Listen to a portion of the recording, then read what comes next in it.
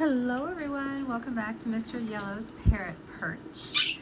I am going to be talking about Quaker parrots and cages because I have quite a few cages, and I have really been experimenting with cages over the past few years, and so far I have some, I think, pretty good advice for Quakers and their cages. So let's start out with the smaller cage. So when it comes to Quakers, they love to do all kinds of stuff, mainly build nests. They love to build things. So having room and space inside their cage to build things is really, really important. But I have a situation where I have a bird room. So with a bird room, you don't need an aviary because they actually have all of this space to fly around and do whatever it is that they want. So with that said, you can go with a smaller cage, being something like this. Now, the only thing I find with a cage like this, although these platforms are really handy and they're great because they open and then the birds can come out and play, and that's really, really fun, right? Like Sapphire, he loves to come out on his perch. He loves to be really high. Here's the drawback. When the cage is really high like this, they tend to be even more territorial over their cages. And I also find it's really, really hard for me to see when the cage needs to be cleaned. So often the cage will just get really dirty, especially with Quaker parrots. And the fact that it's black makes it even worse. I find that it just looks dusty all the time. And even though I'm wiping on a daily basis, which does need to happen, you still get all of this, right? And I'm changing paper out. This has a tray, which is also really great, but as you can see, the tray gets really wrapped up with everything. And then I put paper on top of the tray because it's easier than having to clean the grate and the tray.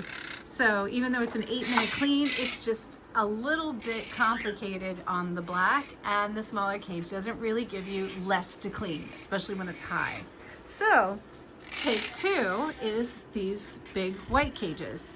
And these are a lot larger cage, but as you can see, they actually take up about the same amount of space as the smaller cage. I have them sitting on shelves, which has really worked out for me in the past because it raises them up to eye level for me. Otherwise, the little stands that they come with are a little bit low. Now there's an option to that though. You can also go with this version of this cage, which is a lot bigger and yeah, a lot more expensive, but it is a huge cage. So if your Quaker parrots don't get out a lot, I would recommend this large square cage. It's really super deep. It's really, really big, and they have multi-levels to play on, which I find is really helpful. Now, just a side note, I actually have my Pango in this cage, and he loves it. He's really, really great because he has to be in his cage a little more often because he doesn't get along with all the other birds. He likes to play differently. So if you have a situation like that, then this great big cage is a great investment because it not only is easier to clean and keep clean, but it gives them lots of space. This would be great for 1 to 2 Quaker parrots, a medium-sized bird, or even ringnecks. I actually have one of these cages split in half for my ringneck Mr. Yellow to occupy the top and a Quaker parrot Cookie to occupy the bottom. I haven't found that they need any more space than that because they are able to come out at least once a day and fly around. But if they weren't able to come out, then they would be fine in a cage like this until you can bring them out to play with you and to train. So this is a great cage for budgies, for Quaker parrots, for ringnecks, and all the way up to a sized bird, which is like a small to medium parrot. Lovebirds would be great too. And the other thing I noticed with this cage is that even when I had budgies, I had 6 budgies in a cage like this and they loved it. I also had 4 budgies in a cage this size, which is about half the size of the double. And that was great too. The width is perfect. They can have plenty of ladders, toys, and all kinds of stuff.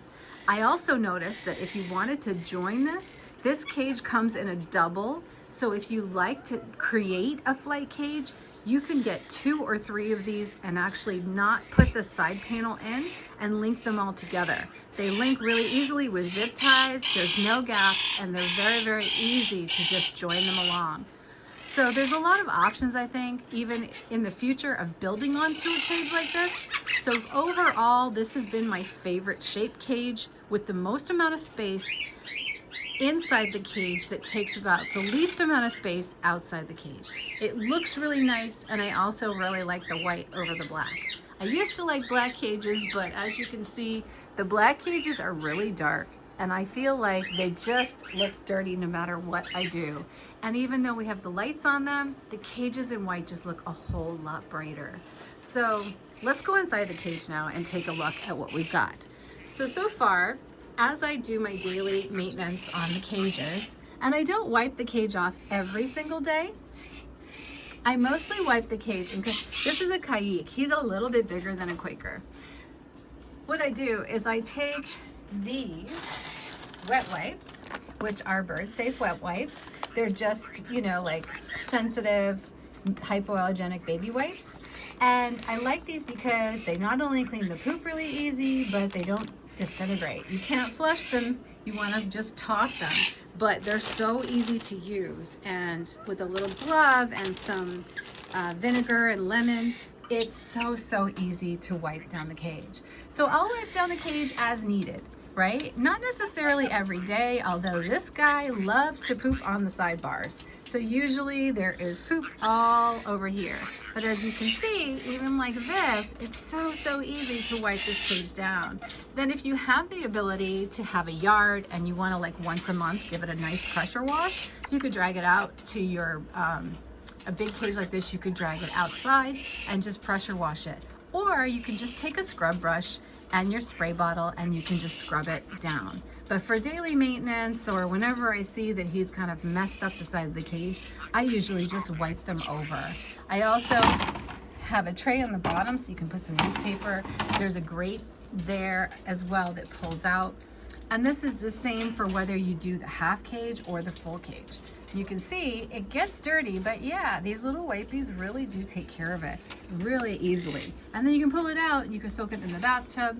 So it just depends on how much time you have to clean that day. I have found that this looks the best, feels the best, and stays the cleanest, because there are really a lot of little divots or places in this cage that really cause a problem. I also find that this is the most easily accessible cage over all the countries. So when I'm recommending cages, some of the cages that I've had in the past don't easily come in all of the countries, but I do find that this one does. So whether you have a budgie, a cockatiel, a Quaker, a pair of Quakers, a ringneck, or even a conure, these are all really good birds for these cages, and you really can't go wrong. They do come in black. I think they come in gray. I don't like that color. I have found that this is just the brighter color, and it just looks so much better for me. But depending on your room and what you like, there are several different colors. I also notice, like, on different sites, they do come in other colors too. So that's an option. They're just a lot more expensive. I think the best buy I found on them is on Amazon. So you want to take a look at Amazon as often as possible and look for those daily deals, and you'll pick one up at a really good price. I also found, as far as scratching, so far my birds have not been able to chew through these cages. They haven't been able to do anything. But if you have a really smart bird that knows how to open cages, then what can happen is they can pop this open. Now, so far, the birds have been like, oh, okay, I'll stop there, right? They just stop at that latch and they don't get smart. But if they do get smart and they know how to do this, you just take these little clips, they're little plastic clips, and just put them over the cage. And then now they can't get out. So really simple. And there's not a lot of, like, doors on the cages on the sides. So there's not a whole lot of doors that you need to keep closed. Now, as opposed to the flip front option or the open top option, which is also really fun, that doesn't come on this cage, but I haven't found it to be a problem. I actually put platforms on this cage, so when I open, the birds can sit on the platforms. And then I have a mixture of not just the plastic feeders, but like the bird bath and stainless steel in there. I also have some little zip tied in baskets in the cage that I can put fresh fruits and vegetables in, and then just take them out every other day, you know. And these also have ones which come with clips too. Another really great thing to have are these little salad clips. They're like plastic clips for the fridge. These are great for just keeping things in check. You can keep your doors closed with them if you want. You can use them to keep the doors open. You can use them to attach toys and all kinds of stuff like that. And that really, really works too. So I hope this was really helpful. For cages, I'd love to know in the comments what cage you have and if this has been a good cage. Let's take a quick look inside at some of the accessories that I have on these cages, from these type of things, which are great for sharpening the beaks and whittling down the beaks. Also, they're great for alternative perches. I don't use the dowel perches that come with the cages. Typically, I'll either wrap those with some twill or twine or something like that, like this rope here, and that gives the birds different clawing, and you want them to have different sizes for them to claw onto. You don't want them always holding onto the same thing, or they'll get something called bumblefoot, which is a tender foot over time, and they'll develop arthritis, and you don't want that for your bird. If your bird already has something like that, you do want to have a number of these flatter perches for them to rest their feet on. Otherwise, have a variety of these nice wood perches with the different nubs on them. Those are really, really great. I do have some of them. They like the rope ones, like this Quaker. He loves to rub his face on the rope. So I also always keep a little rope perch inside and one outside, so that when I spray him, he is actually using it to hump the perch, which is hysterical. Stop that. But he usually uses it when I get him all wet and mist him. Then there's calcium blocks, and I really like these bird feeders. I have several different styles of the bird feeders, but for this particular cage, this is the one that fits the best, and it's really easy to clean as far as catching the bird feed. It's made just such a game change in being able to just fill this up and not have to give them seeds and pellets every single day. You can also customize how many pellets per seed you want in here, so that you're not giving them all seeds, you know? And that's been a really good option. It just opens here and is dishwasher safe. I love that about this. Another great thing is this in-cage bird bath. This has been really popular with my birds. They do sell out of these a lot, but they always restock them. So this actually comes off, so you can twist that top and clean that, and it's dishwasher safe. That has been really, really fun. I have those in all of these cages. So you can see a number of different kinds of perches, some flat perches, some big pieces of wood, some big pieces of rope that are not cotton, even some natural placemats work, or grass. I also noticed that these are really great to have. They love to chew on them, but it doesn't get into their paw. Hi, baby. What you doing, Cookie? Other things that I've really liked have been these kinds of swings and ladders. So the ladders are great because they have these little like balls that are natural colors, you know, like food dye colors.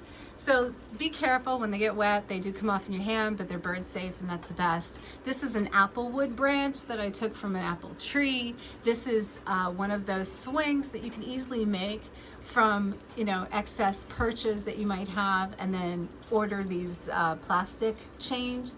Make sure that if you do bells, you only have them outside of the cages where you can monitor the birds, because you don't want them getting these, like, their beaks stuck into them. And you definitely don't want to have any bell that has an open bottom, because the open bottom is really dangerous for your birds. They can actually swallow those little pieces. So make sure that anything you have inside the cage isn't something that they could break off, swallow, or cap their beak in. Coconut shells are also really great toys. I love these. You can make these at home from coconuts, or you can purchase them at bird stores or online. I have links for all of this stuff if you want down below. These are great and often found at the dollar store. They make these out of those natural fibers, so don't get the cotton ones. Either get wood or bamboo, or cover them yourself. Even the metal or the plastic are good, but you don't want them chewing on the metal because it can give them metal poisoning. So be careful with that. All right, lots and lots of stuff to recommend, that's for sure. I can do more in future videos, but for now, let's just stick with the cages and some basics, and I hope you enjoyed the video. If you did enjoy the video, give it a thumbs up, and I will do more videos for you. The birds really love the cages. They have no problem going into them at night. They've been really happy with them, and I've been really happy as well, especially with the clean look. Have a great day, and I'll catch you again at Mr. Yellow's Parrot Perch.